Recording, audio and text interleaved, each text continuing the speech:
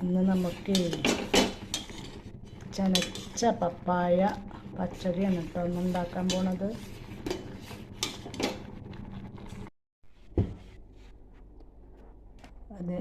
അതിന് വേണ്ട അരപ്പാണ് കേട്ടോ. ഞാൻ ഒരു പച്ചമുളക് എടുത്തിട്ടുള്ളൂ. എരിവ് നമുക്ക് കുറച്ച് മതി, കുറച്ചുള്ളൂ ഉണ്ടാക്കുന്നത്. പിന്നെ ഒരു 1/4 ടീസ്പൂൺ കടുക്.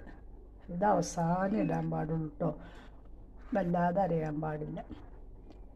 എന്നാലോ തേങ്ങ നന്നായി അരയണം.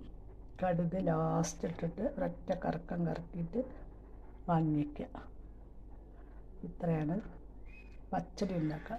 ഇത് ചരച്ച പപ്പായ പച്ചടിയാണ് കേട്ടോ.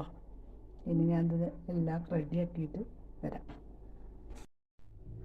അങ്ങനെ നമ്മുടെ പപ്പായ പച്ചടി റെഡി ആയിട്ടോ. ഈ തിക്നെസ് വേണം കേട്ടോ, അത്ര തിക്കായിട്ടുള്ളതായിരിക്കണം.